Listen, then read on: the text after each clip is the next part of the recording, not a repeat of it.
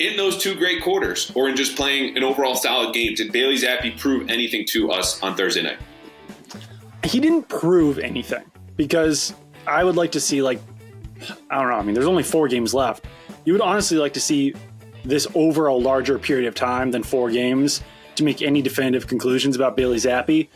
So, no, I don't think he proved anything, but I do feel a little bit differently about Bailey Zappe after last night's performance than I did heading into last night's performance. And that might sound obvious, but I mean, this was more similar to the Bailey Zappe that we saw last year when he won 2 starts, looked pretty good against the Packers when he was relieving Brian Hoyer in that game. And then obviously he stunk in the game against the Bears, and he's basically stunk ever since then through training camp and preseason, the relief appearances this season.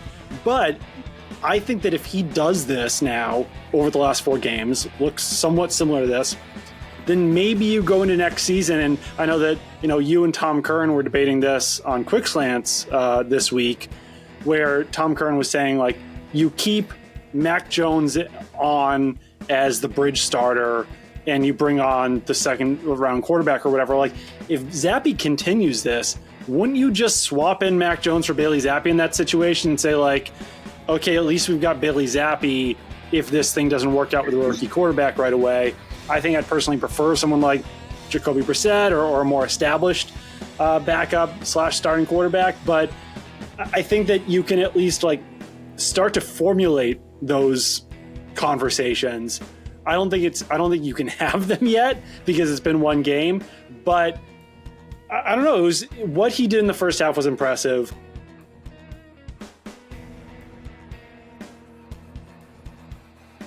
Okay, recording here late Friday night. I am back from Pittsburgh. The Patriots' 3rd win of the season, 21-18 over the Steelers. No points in the second half, but it did not matter because the Patriots had their highest scoring first half in almost 2 years. And you know what? That's good enough when you're facing Mitch Trubisky. This episode of the Pass Interference Podcast brought to you by FanDuel, which was a wagering partner of the CLNS Media Network. We bring back good friend, man of the people, the people's favorite, Doug Kyed of the Boston Herald. You were not with me in Pittsburgh. I know you watch on TV. That might have been a more pleasing experience. I don't know. It's a great atmosphere. I know you go to Pittsburgh. And It was a shocking first half, a lot of fun, and we're going to get to it. But what was the view from home as you're, settling in with your own shock of just oh, they scored. Oh, they scored again. That's a 3rd touchdown. What is going on? Yeah, it was pretty shocking. It was, just out of the gate, them going on that drive. I know we saw something kind of similar when Zappe replaced Mac Jones. In what game was that at this point? That was the way where he immediately went on a scoring drive. Was that against the Colts? The Giants. Giants, yes, Giants, of course. So that wasn't the biggest shock because I feel like the Patriots opening script has been okay at times this season. And you got Bailey Zappe in there. You're willing to take a little more chances. Then, obviously the next score comes off the turnover. So that's a short field. That's not that shocking that they can get in the end zone again. The third one, I think, was the most shocking, that they could replicate that one more time and march down the field and score another touchdown. And, Bailey Zappe's pass to Hunter Henry, just a really great throw over a defender's hands, perfectly placed, great catch by Hunter Henry. So, it was definitely shocking what the Patriots offense was able to do because I feel like, and maybe we can get into this a little bit more, but I don't know. Bailey Zappe's been bad ever since training camp. And I feel bad kind of repeating that over and over and over again. But it's really based on what people inside the building have said about Bailey Zappe dating back to training camp. So for him to come out and be so much better than what we've seen out of Mac Jones over the last few weeks was certainly a bit of a shock. It was. And so the plan today, we are going to talk about that game. I normally do these recap episode solo. So, it's great to not talk to myself for 50 minutes, which somehow I did because I have a lot of problems last Monday. But we're going to skip the good and the bad. We're going to do what NFL films say, no mailbag here today. And we have a brand new segment, which is break down some video. And this is not X's and O's content. This is much, much better. This is ha-ha content, not even tee-hee. These are loud belly laugh content because you mentioned Bailey Zappe, and we're going to break him down. Again, promise real football stuff is coming. But this is so funny. This video I tweeted, having just landed at Logan, waiting for some other plane to get out of the gate. looking at the Patriots, they tweeted their locker room video. This is great. We haven't had one of these in 6 weeks. Let's see how it was in the locker room. I was in the locker room. It was a good time, but they have better access than I do. And so you get early in this video. This is a 9-second clip. I'm going to describe it to the folks who are listening. Everyone on YouTube should be able to watch here soon and watch with us, and then we're going to break it down like we would an actual play. You ready? Yes, I'm ready. Okay, good. Mind you, this video, not because of me, but because of people with much larger followings than I have passed it on. We are over 3 million views, I believe, at this point right now with this video as it is. So, moving forward, Bailey Zappe, triumphant Bailey Zappe, swings into the Patriots locker room, turns a corner. He has one arm extended. Like you're going to see your boy that you've not seen in a long time. He's at the bar. He's got a beer, one for him, one for you. Who is he pointing at? Of course, it's Bill O'Brien. So Bailey Zappe walks in, boom, slap immediately. There's no awkwardness. It's smooth. Greets Bill O'Brien, daps him up, comes in straight for the big hug. Pause.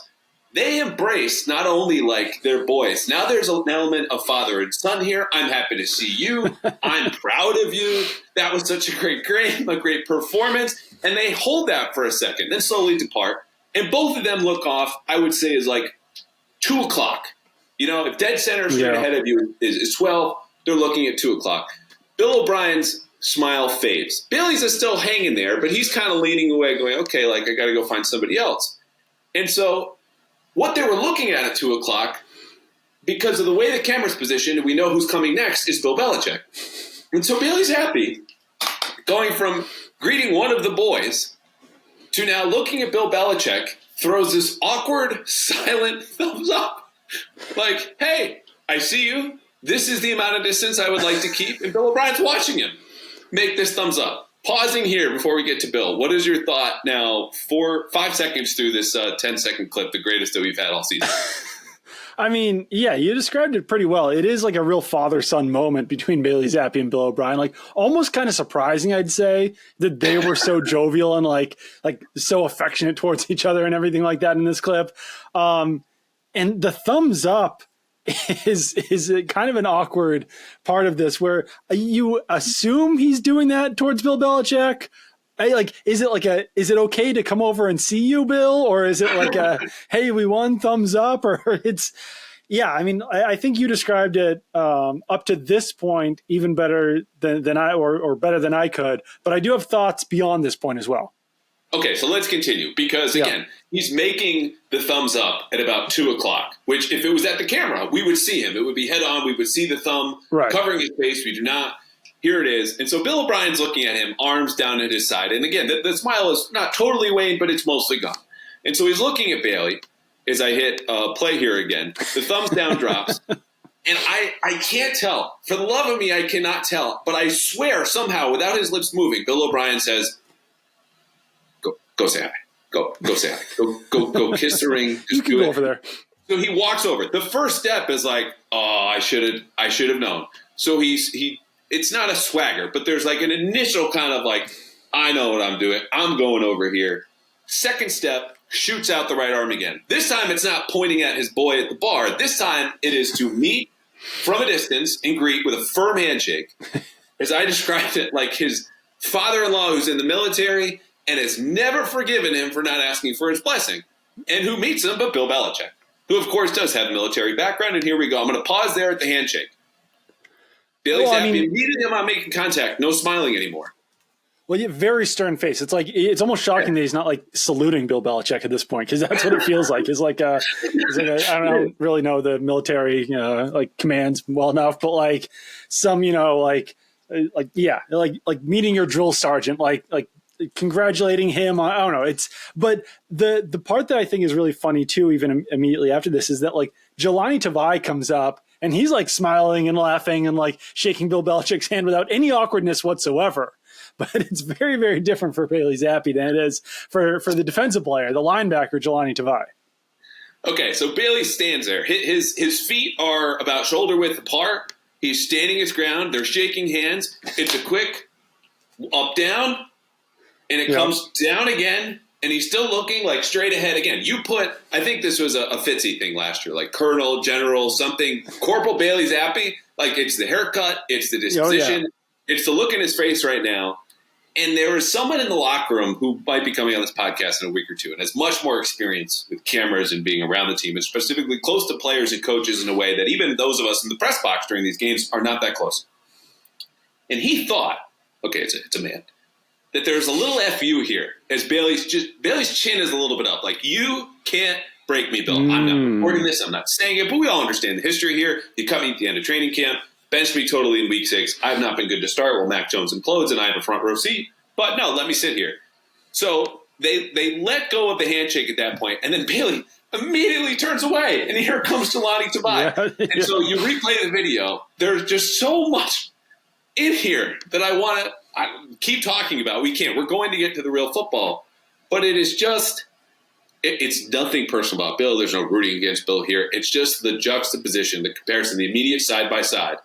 And by the way, as I'm just noticing this now, for the 56th time I'm watching the video, Bill O'Brien is like scratching his face like, oh, I'm not looking over there. This is awkward in the background. Yeah. Upon making contact with the handshake, his hand's still on his face as Zappe and Bill start to embrace, or shake hands, not embrace, and then let go. Yeah, it almost feels like Bill O'Brien thinks that he's like done something wrong by celebrating with Bailey Zappe in the locker room. I also would like to know what Matt Groh and Jim Whalen are talking about behind all of this, because yes, were there any major injuries in the game? Did anyone even leave the game with an injury? I don't think so, right? Not that I tweeted about. So I would say no. I didn't see the medical blue tent go up once. So there were a lot on the Steelers sideline. But it's just an amazing video, and it's just to say we can laugh at 3-10. It's not about Bill. It's not about Zappe. It's just, throw out the background, the history, which obviously plays a role here, right? It's just so good. And I'm so glad we started there. Do you have anything more to add? The look on Bailey Zappe's face versus the look on Jelani Tavai's face. It's just so different. Like you said, Bailey Zappe's got like the chin up, like total stern face. Jelani Tavai comes in just like all goofy. I don't know. It's fantastic. It really is. I would not be surprised if in watching Army-Navy tomorrow, go Navy, beat Army, that Bailey Zappe is just in uniform on the sideline. Maybe even for Army, just standing with the hat on with that same exact face, because he's nailed the look. He's nailed the expression. Yeah. Okay, this is going off the rails. But I just would encourage you, if you've been listening this long and you're still with us and you have not seen the video, go to my Twitter. Go to Doug's Twitter. Go to Bill Simmons' Twitter and find it because it's there. Bailey Zappe. Let's talk about him in a real football sense. We said the 3 touchdown passes in the first half. First time that's happened for the Patriots since 2018. A man named Tom Brady did that. Overall in the game, 19 of 28, 240 yards, 2 touchdowns, 1 picks, a sparkling, Doug, QB rating of 115.2. So I ask you this. We watched that game.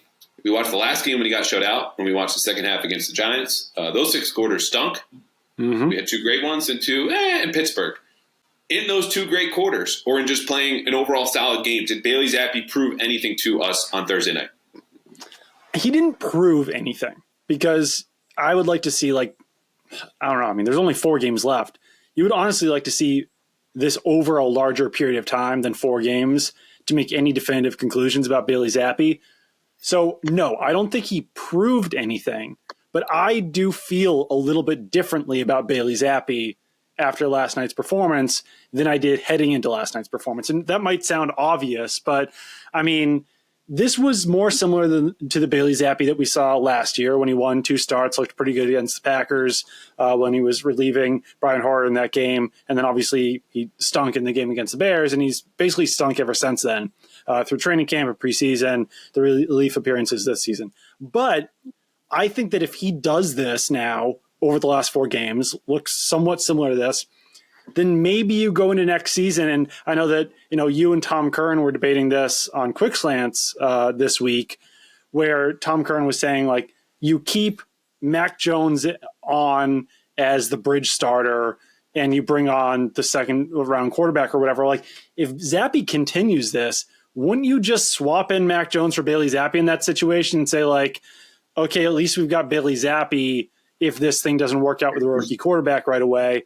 I think I'd personally prefer someone like Jacoby Brissett or a more established backup / starting quarterback. But I think that you can at least start to formulate those conversations. I don't think you can have them yet because it's been one game, but I don't know. What he did in the first half was impressive, but he finished with 240 yards. I think he had 198 in the first two quarters. So he did basically nothing over the second half of the game. He did throw the interception.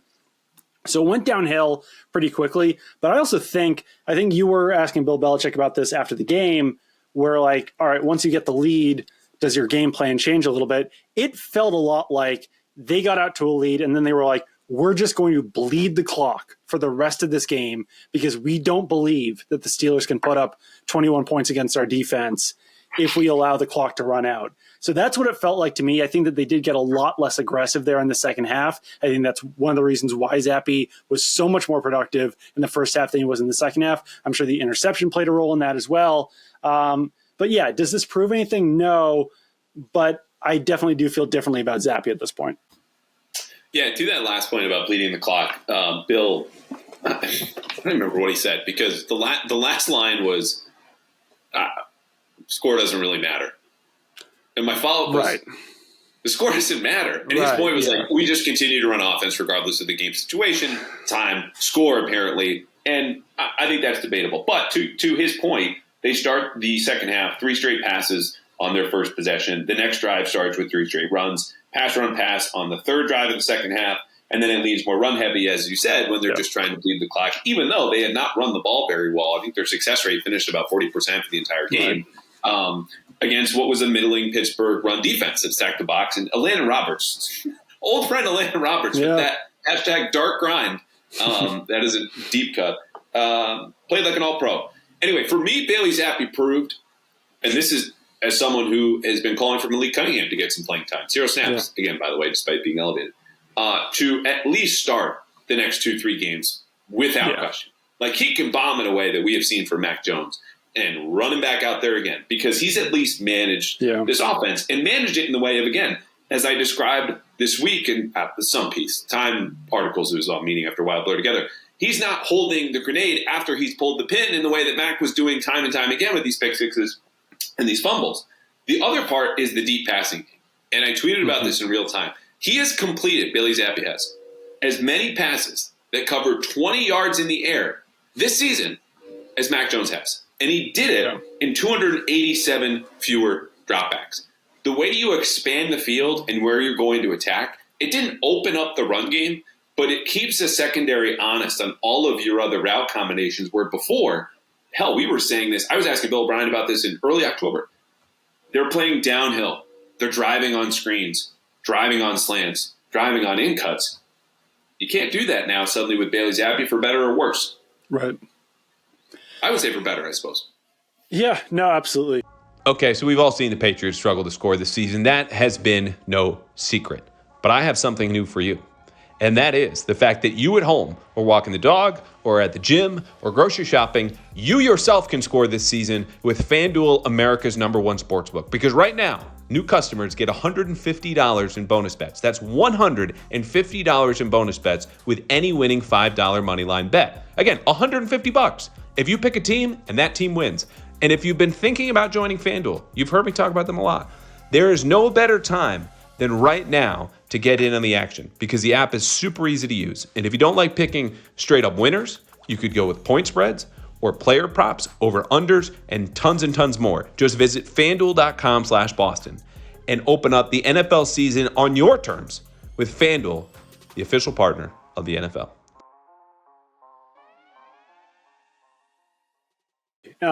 And yeah, I mean, the deep passing was a major part of that. I mean, I do also think that, if like things had gone slightly differently, it feels like things were kind of bouncing the Patriots' way, especially there in the first half. Like the catch by Juju Smith-Schuster, that's a legitimate, that might not even be a 50-50 ball. Like I think I said it was like a 33-66 because there's 2 defenders around him. The second defender was a little bit further off, but like him making that catch is definitely not guaranteed. And then if you remove that catch, they probably don't drive down the field in that first grab. If that pass to Hunter Henry is like just slightly off, and it's not, so you have to give Bailey Zappe credit for it. But like there's a situation where these passes are a tiny bit off, and then the Patriots score one touchdown, if that, on that first in that first half. So I don't know. I think it's certainly he was a lot more productive and efficient on deep balls. And like you said, like he's completed as many as Mac Jones on a fraction as many passing attempts. I'm curious to see if this can keep up. History suggests it might not be able to, but he did at least show the ability to do this, whereas Mac Jones has not so far this season. Well, and there's a key piece of this that we're missing in the whole conversation about Bailey Zappe, because like Mac Jones, he is, as I've said many times, a pocket-bound point guard. A little bit more mobile, willing to scramble. He's also more willing to throw the ball away, which he did as many times in that game as Mac Jones had done in his last 3 games combined, which is like, hey, throwaways aren't good. You know what they're better than? Pick sixes and fumbles and sacks. Okay? So the piece that we're missing, though, is the protection, because he was only affected in about 14% of his dropback. So he had time to go through his reads. And I think that helped him build confidence as Pittsburgh was really blitzing him a whole lot. And by my charting, didn't blitz him in the second half. And I think that's more of a scheme thing. Micah Wenu only allowed 1 hurry from TJ Watt after getting his butt kicked, frankly, against Khalil Mack, which, hey, Khalil Mack's going to the Hall of Fame. No shame in that. So this leads to kind of something you hinted at, between the protection or Zappe or the running game taking a step back. How much of what we saw you think is sustainable moving forward over the last 4 games? I mean, I'm not personally convinced that it's sustainable, and obviously going up against the Chiefs next week certainly doesn't help. But at least we've seen it. At least he's done it, which is, like I've said, like something that we really have barely seen from Mac Jones at all this season, outside of maybe the Buffalo game and earlier in the season when he was playing a little bit better. The mobility is funny because Bailey Zappe actually ran a slower 40 time than Mac Jones, but like he looks so much more athletic when he is running the ball. It's kind of similar to Jimmy Garoppolo, where like Jimmy Garoppolo is also very slow. He ran like a borderline 5-second 40, but he just looks so much mobile when he's actually like moving around the pocket and scrambling than Mac Jones does. I'm not sure why that is. I don't know like what makes Mac Jones look less athletic than these guys, but I also think that Bailey Zappe is pretty smart with the way that he does use his legs. I think he even against the Chargers, he had a couple plays with his legs that were beneficial for the Patriots offense. So I don't know. I'm just still not convinced that this is sustainable over the last 4 weeks, but it happened. It happened for 1 half, but it did happen. So like you said, I think that, this earns him at least 2 to 3 more starts based on what he did. And it helps that there's no one else to really turn to. Patriots have clearly shown that they don't want to turn to Malik Cunningham. Kind of unclear why they keep dressing him not to play him. I guess it is to be a backup quarterback. That's what Bill Belichick was kind of alluding to on the conference call this morning. Or he's just kind of a super sub, and if they need him at wide receiver, they put him at wide receiver. If they need him at quarterback, they need him at quarterback, and they haven't needed either one of those positions when he's been active. Or he's a super decoy.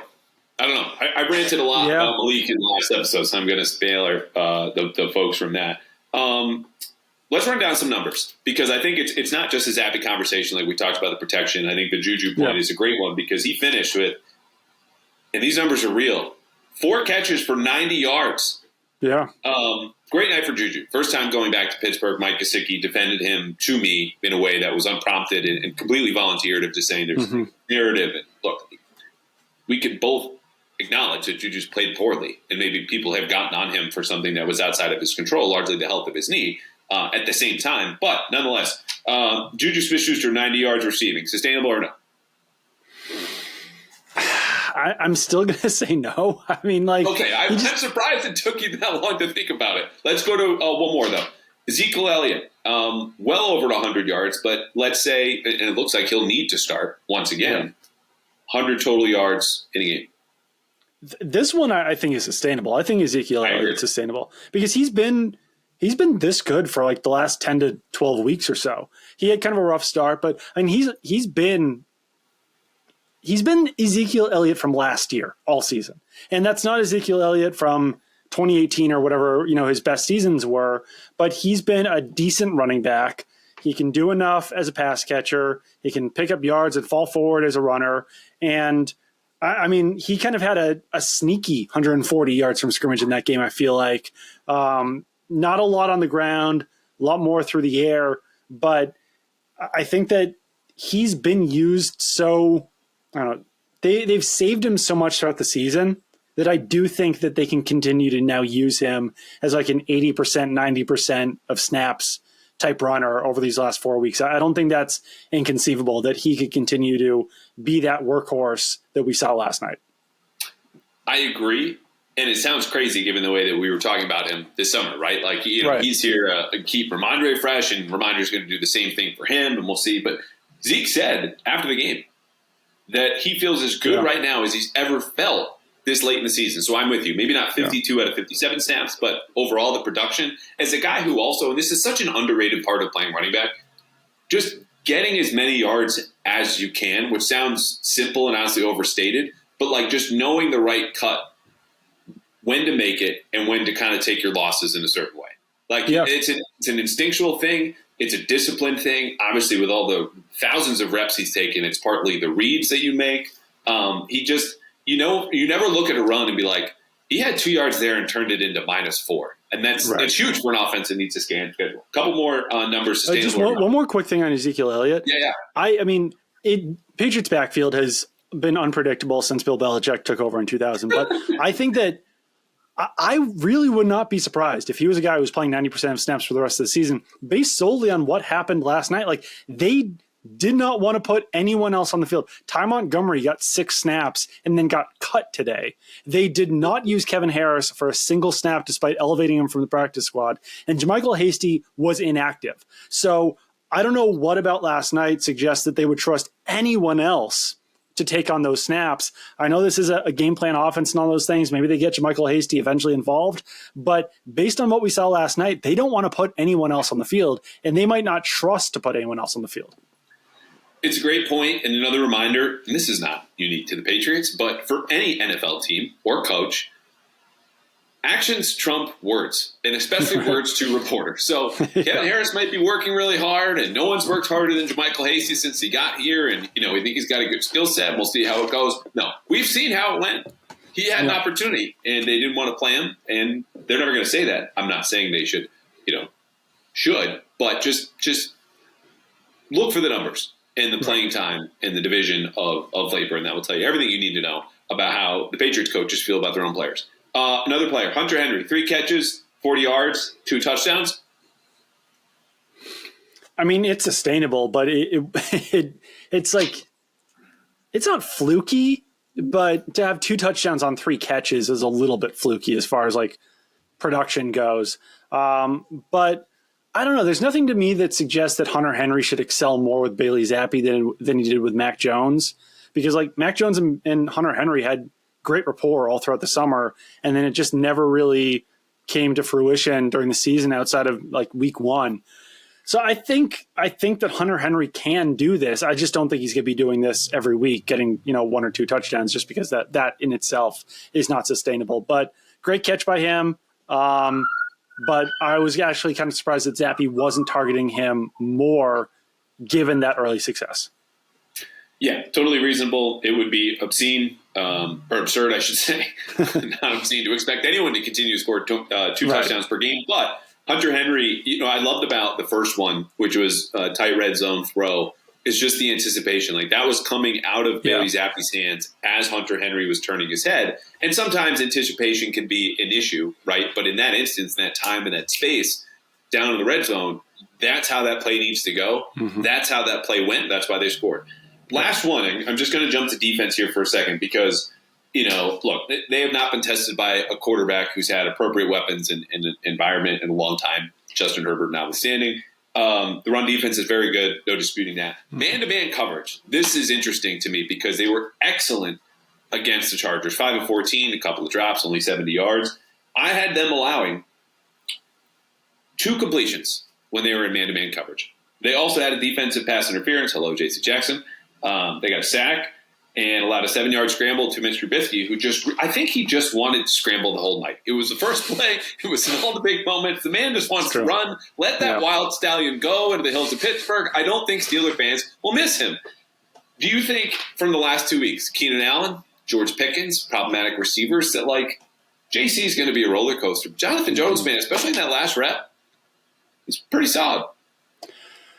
First of all, maybe the Patriots could bring in Mitchell Trubisky to be Ezekiel Elliott's backup. That would be great for all parties. If he just wants to run, he could run here. I kind of feel like, well, first of all, that last pass for the Steelers, like to throw it in that situation, was bizarre. I actually think, though, if Mitchell Trubisky had made that exact same decision but targeted J.C. Jackson, they probably would have got what they wanted out of it. They probably would have got a pass interference. And I'm even wondering, I thought it was a good rep by Jonathan Jones. If J.C. Jackson had done that exact same thing in that situation, I wouldn't have been shocked if refs had thrown a flag on J.C. Jackson. But Bill Belichick did not seem to agree with the first flag on J.C. Jackson.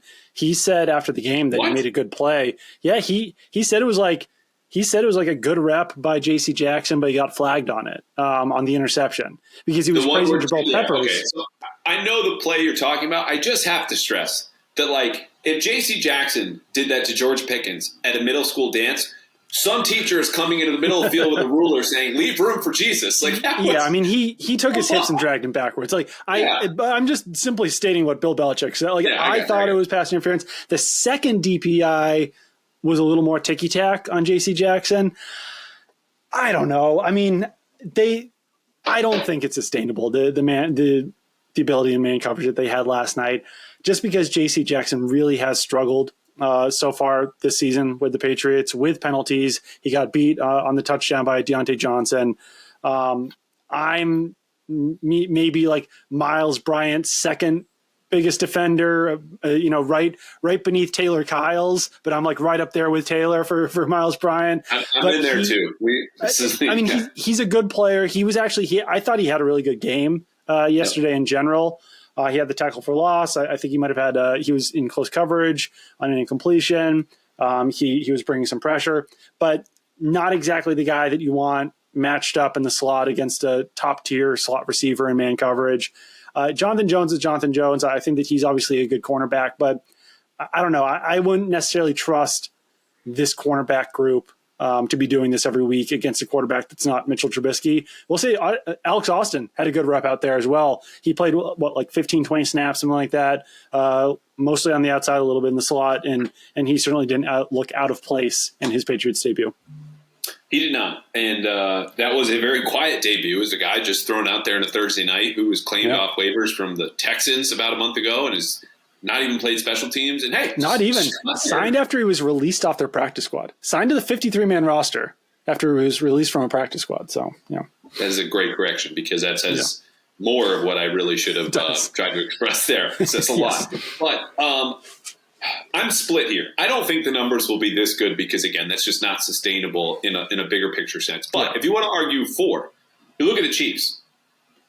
Obviously, Patrick Mahomes scares you. The weapons outside, though, and the history of which they play man coverage at such a high rate against the Chiefs and against Mahomes suggests that they'll continue to do that. I'm not that terrified. The Broncos might be different looking at New Year's or Christmas Eve, New Year's Eve, they're going to go to Buffalo. Stephon Diggs is obviously an issue. And then the Jets. So, like, it's a small enough sample where maybe you get away with it for half of these games, 3 of these games.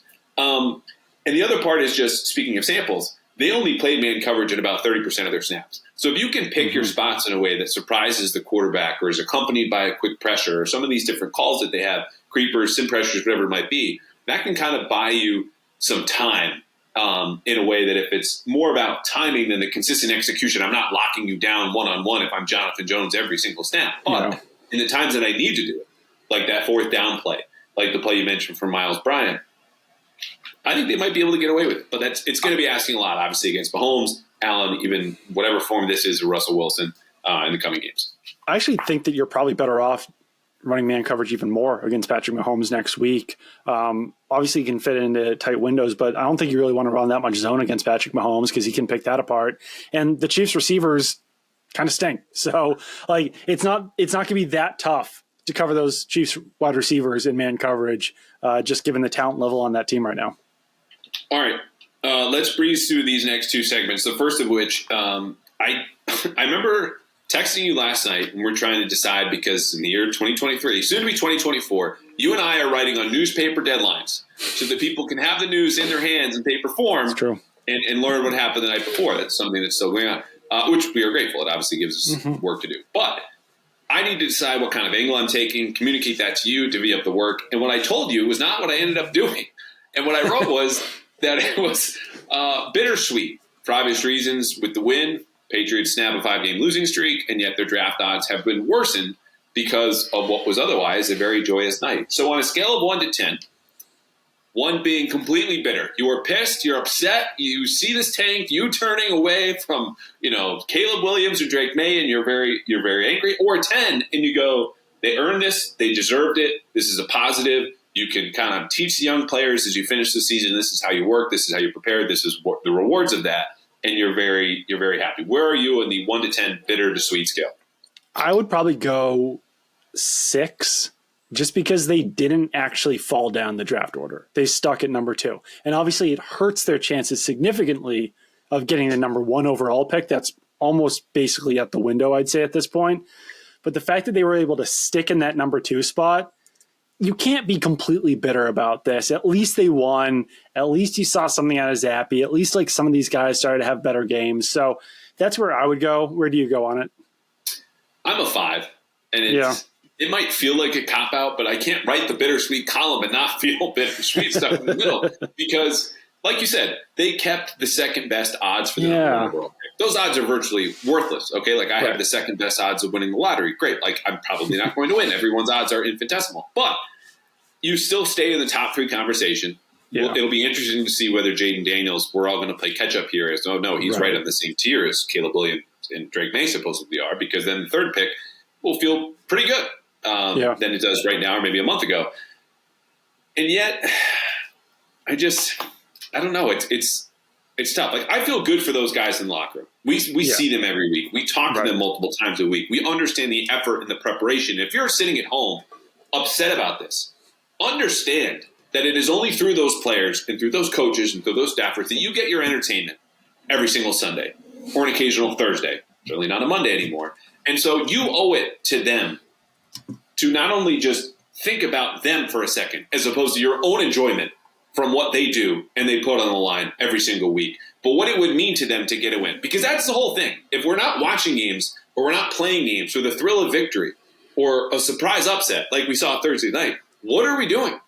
Right. So ultimately, yes, in the long term, it would have behooved the Patriots to lose, and that's what it is in terms of getting their odds to be a franchise quarterback. You know what else, though? You can trade up. If you don't like being at number 3, blow away the team at number 2. Right. That's always an option. The Patriots have been reluctant to do that in any kind of trade, frankly. I mean, obviously they've never been up there before with Bill Belichick, but the point stands. It was better to probably take your medicine. But F it. I'm glad we had ice cream out Thursday night. Ice cream tastes good. Don't only see players in the locker room, by the way. I just saw Andrew Stuber at Target. No, you did. How was Andrew Stuber? I didn't talk to him, but I saw him. Okay. Just wanted to throw that in there.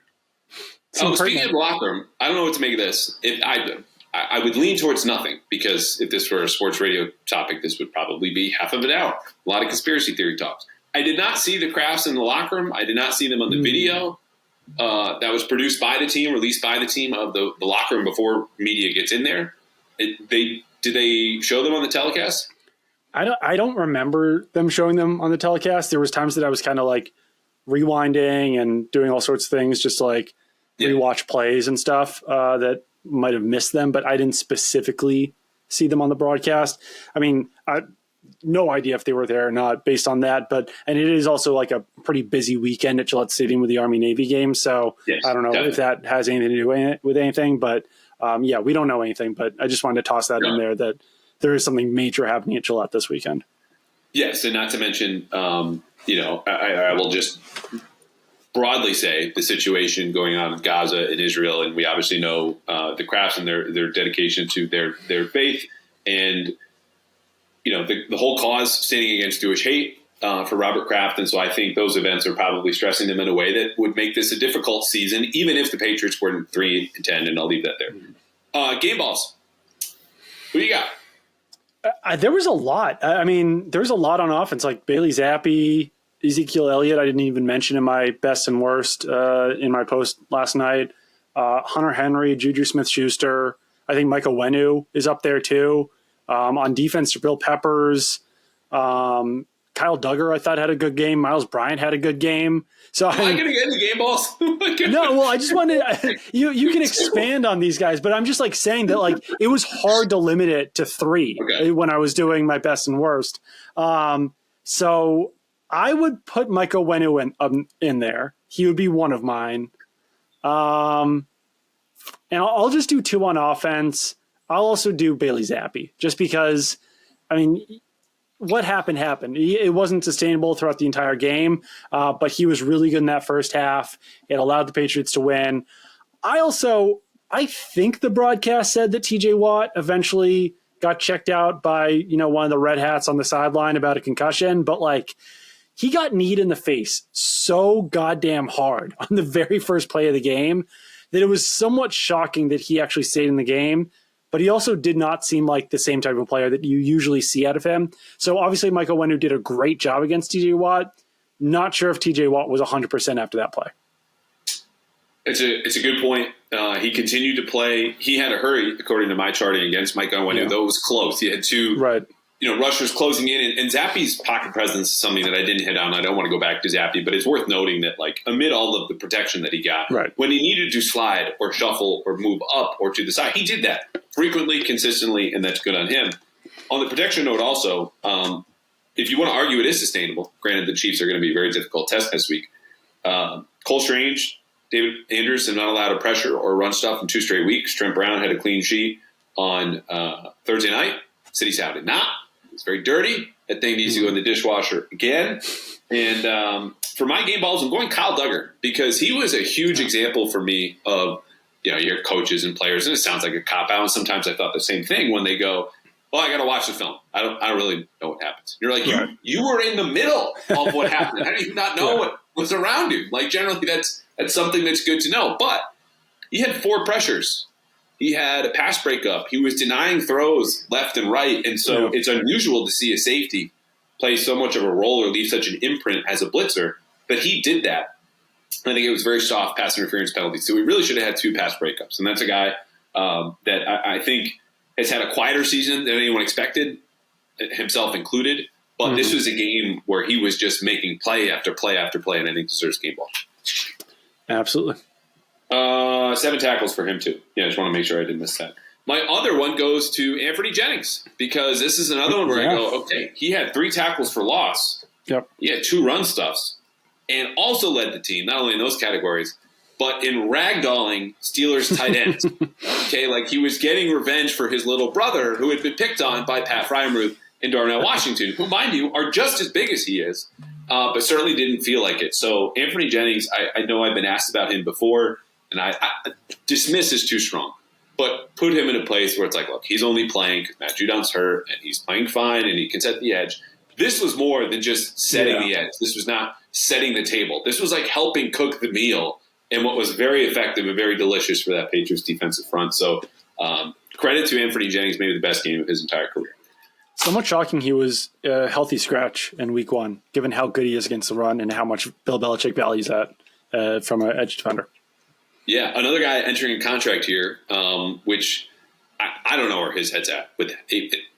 If I asked him, he probably wouldn't tell me. But I wonder if he's someone who kind of signs early, like seems to like it here, has a role, has got some progress. Like I think they would certainly welcome him back, obviously pending a lot, GM, coach, all that different stuff.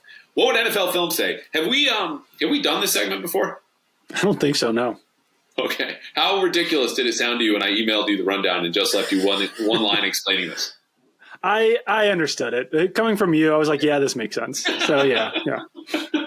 It was. Do you want to, play narrator here for a second? Or, Steve, you're not narrating, but just kind of like, what would this look like? What would it sound like? Like, you were absorbing NFL films like as I was as a kid. You know what I'm getting at here. I certainly wouldn't say that they're saying like, oh, the tides have turned on the Patriots season. I think that it would be more like a glimmer of hope for the Patriots in the future. Bailey Zappe finally shows what he did in 2022 in one game this year. Like, I don't think it would be made that big of a deal. What is your feeling on this? Well, I said they just skipped the Chargers game last week. I said they pretend it doesn't even happen. They skipped the whole hour. That's fair. Yeah. Cameramen, writers on strike, faking out sick, trying to get out for the holidays. So I think they spend a lot of time on this game, Tug. I think they draw on some nostalgia, some old Patriots Steelers battles of the past. Because Matthew Slater, this might even be where they start, is at the end in the locker room, is him pointing at Troy and Bill. And he didn't race up to Troy and then stand aside for a firm handshake from Bill. But he just nodded to them and said, "We've been here a lot." And it was funny because Matthew and I actually talked about Troy's punt return in the 2001 or 2, whatever you want to call it, AFC Championship game at Pittsburgh a number of years ago, last week, talking about that. Anyway, I think they draw on the nostalgia, certainly the fast start. You get their first opening touchdown drive of the season, which is what we all tweeted at the time. That's in the documentary. I think they show that, quote-unquote momentum going into halftime, but the Steelers dig in and battle back, and you get a short conversion here, you get the interception there, you get Bailey Zappe gets sacked, and then it comes down to defense, and Belichick kind of delivers, and then you get him up at the podium. Not a lot of sleep this week, but we sure are satisfied with the win. How does that sound? That is fair. I mean, in an hour-long documentary, this game and the Bills game maybe take up like 45 minutes of it. That's probably fair. Yeah, I think we get a little bit of Bailey Zappe in there too. Like he said, there were no family or friends because he just can't afford the tickets. Which was, I'm still on a rookie contract, which made me think they actually tore that up and then they signed you to a practice squad and they gave you a new contract to come back. I don't know the details. I'm sure it's a minimum, but he's happy. Happy Zappe. Well, we've already established his father and Bill O'Brien was there, and his father-in-law Bill Belichick was there too. Yes, perpetually forever pissed. Bill Belichick, the father-in-law.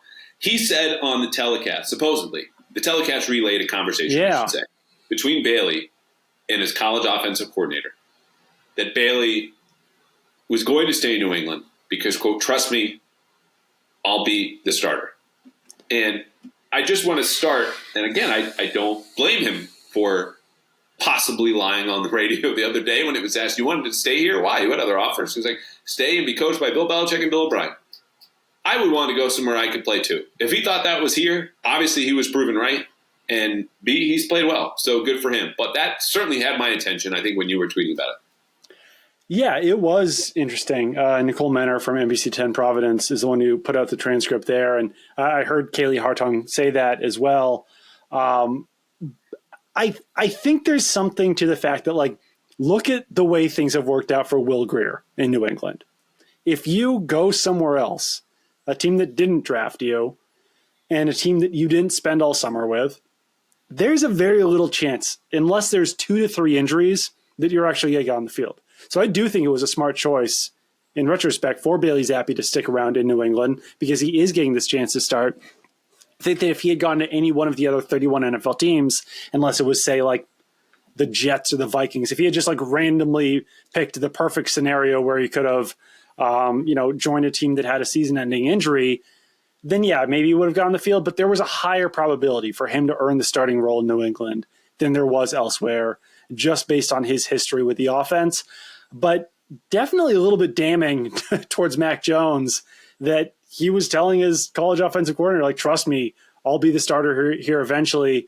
And I don't know, there's been questions about, that relationship in the quarterback's room dating back to the summer now at this point. And I'm not sure if that getting out there will do much to improve any relations between the Patriots quarterbacks. I can't imagine Mac Jones would be very happy to hear that. But, I mean, hey, I guess it doesn't really matter how it happened. Bailey Zappe was right that he did eventually become the Patriots starter. It took Mac Jones being benched 4 times and the Patriots having basically no other option but to turn to Bailey Zappe. But he did it, so good for him, I guess. Like they say, fifth time is the charm. Fourth or whatever. I know the saying is really third. Just to get ahead of the YouTube commenter who says this thing actually Callahan's third time. Couple of things on that. One of which is partly our fault, right, for drawing attention to this in our hit on NBC a few months ago. Just hey, I don't think they're best friends. Which pretty innocuous comment. We were kind of putting two together in our minds, and lo and behold, that turned out to be 40 on Sports Talk Radio the next day. Second thing is, I do want to make the point that I saw Mac Jones in the locker room, completely pleasant, fine, and fist bump Bailey Zappe on the way out, said congratulations. And so I doubt he had seen the quote at that point. Right. I don't think Bailey Zappe really cares if he sees the quote. I think they can go about their jobs and be professionals moving forward. And so it's just maybe we should have NFL films on their relationship, make an hour-long documentary out of that, or just this whole quarterback situation where we get a little Malik and then he's gone. And because it's been a wild ride, man, from everyone in the summer, you and me included, saying we're going to get the best of Mac Jones. I don't know how good that's going to be, but it should be good enough to compete. Obviously, it hasn't been the case, but we got the best of Bailey Zappe on Thursday. Yeah, we certainly did. And I don't know. I think there was definitely a period of time over the summer where we were like trying to figure out how often Bailey Zappe and Mac Jones interacted on the practice field. It wasn't very often, but we've seen them speak a lot more since the season began. So it certainly wasn't making something out of nothing, but yeah, it is what it is. Right. Yeah. All right. Last one, and then I'll open it up to you. And if you've got nothing, then we'll go home. Initial thoughts on the Chiefs game. That will be Sunday at 1 o'clock, not Monday Night Football next weekend. I mean, I said what I said about the Chiefs receivers. Obviously, you throw in Travis Kelce, and it looks a lot better. But no, I mean, I think the Patriots are going to lose. I think their defense is good enough to limit the Chiefs to like 20-something points. But I don't have a lot of confidence that the Patriots can replicate what they did on offense against the Steelers, just because the Chiefs defense has been pretty solid this season. So I'm expecting a loss, probably like a double-digit loss, but I also think the Patriots defense will do a pretty good job of not neutralizing Patrick Mahomes and the Chiefs offense, but at least limiting them to their fullest potential. Cosign on all that. I'll add a couple more numbers. The Chiefs, because everyone's made a big deal about their defense, right? And I think it's partly just the backdrop of their history on defense has been very poor. This year they're top 10. They're top 10 in offense still by DVOA. Defense and special teams. Special teams would worry me in a big way, especially when you're adding Christian Ellis from the Eagles just to play a role that even Ty Montgomery couldn't do. I don't want to spend much more time on special teams, but the blitz is going to be interesting to me because we know Steve Spagnuolo from the Chiefs loves to blitz, gets incredibly creative, and Bailey Zappe's held up pretty well against the blitz. I mentioned this earlier. The Steelers got scared out of it in the second half. And maybe they felt there was some sort of advantage just to rushing forward, letting TJ Watt be TJ Watt. But in the first half against that blitz, Bailey Zappe was 4 of 7 for 73 yards. And against the Chargers, he took 3 sacks, but he also went 3 of 7 for 25, which is not good. But there's something here where he's willing to stand in, and if they're protecting as well as they have, which is as well as they have all season, it's kind of an interesting battleground here of I think they might be able to give Bailey Zappe more time. I don't know if he converts with it, but because in the back end is they also like to play a lot of man coverage. And Juju Smith-Schuster and Demario Douglas will be back. So Juju doesn't need to have 90 yards. He can go, hey, please take these 60, and I can go back to my 30 per game, please. Devontae Parker might be back, but Bob Douglas is obviously the only one that scares you. Not scares you. As a defensive coordinator, you go, maybe we should double him if we're playing man.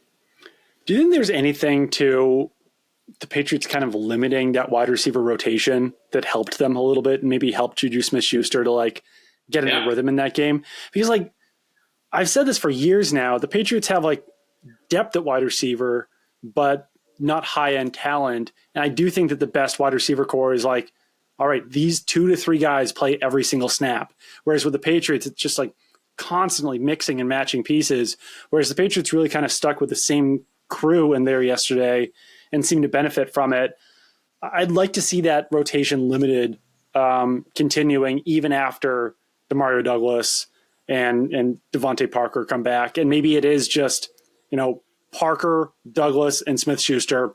Those are your 3 wide receivers. Don't put anyone else out there. There's no Tyquan Thornton's been better, I guess, over the last couple of weeks to some degree, but he's still not doing anything out there. So I don't know. I would continue to limit that rotation even without the injuries. And I think that could help Bailey Zappe and the offense as a whole. But no, it is interesting. I think that, I mean, at the same time, like the Patriots offense was certainly better at protecting Bailey Zappe this week, but they weren't against the Chargers. So it is, you don't fully know which offensive line you're going to get week to week with the Patriots. Chris Jones against City Sal, not a matchup. Even against Cole Strange, you know? Yeah, and Cole has been better. Again, no pressures allowed the last 2 weeks against, so-so defensive tackle. Though Cam Hayward, which strangely brings out the best in Cole Strange. Remember, week 2 last year, we're like, oh, maybe he was worth a first-round pick. Right. Maybe he is Logan Mankins reincarnated while Logan Mankins is still alive somewhere. But has not been the case, and you're right. I think it's a good point that performance can certainly fluctuate, not only just based on opponent, but just based on the fact that it's hard to get 5 guys to work together seamlessly 60 to 70 times in a single game without error. And not that ever happens. It's you don't pitch a perfect game as an offensive line, but it is a really good point, especially in pass protection. All right, we will leave the rest of the Chiefs preview to next week. We will have 2 episodes. I teased one. I'm not sure if it'll be next week or 2 weeks. Folks who will have stories from the sideline, the locker room, and access that Doug and I don't even have. And it's not someone from within the organization because, let's just be honest, I think those stories would probably be a little boring if they were centered a little bit. Anything else on your mind, in your heart, that you want to close with? I mean, that's cool to have access on the sideline, but like, have they ever seen Andrew Stuber at Target like I did? I don't know. I think I've never bring that. Target. No, I don't have any other thoughts really. I'm taking Olivia to the new Disney movie tonight, so that'll be fun. But yeah. What is the new Disney movie? It's called Wish. I know nothing about it. She knows nothing about it, but she needed a Wish dress before going to the Wish movie. So we tried to figure that out. So that was at Target? That was the Target trip? That was at Target, yeah. Andrew Stuber not picking up a Wish dress. I don't know what he was buying. I talked to him. Where was he in the Target? I saw him a few times, actually. Some near checkout, some near the front. I think he was just kind of doing his grocery shopping there. This is how many other people in the world would even recognize Andrew Stuber at Target? That's my question. They're all members of the Patriots media corps or the Stuber family, which is not too... Or members of the Patriots. Yeah, sure. Well, most members of the Patriots. Forget it's a big locker room. And this is not to disparage, first of all, an NFL player. He's been on the practice squad, come back from injury, and he's hung on the team too. It's just funny because, that's a good reminder that, like the rest of us, they have to grocery shop and go out and do that. And sometimes buy a Wish dress. Or maybe that's just you and lovely Olivia. Well, I hope you enjoyed the movie. Thank you for coming on, pal. Yep. And I hope you enjoy the weekend. We'll be back at some point next week. Chiefs preview. Stories from the sideline. Do you have any guests, by the way, who I've been teasing? No, I don't really. Oh, excellent. All right. We'll keep the folks at home waiting and wishing they were watching the Wish movie with you. Thank you, guy.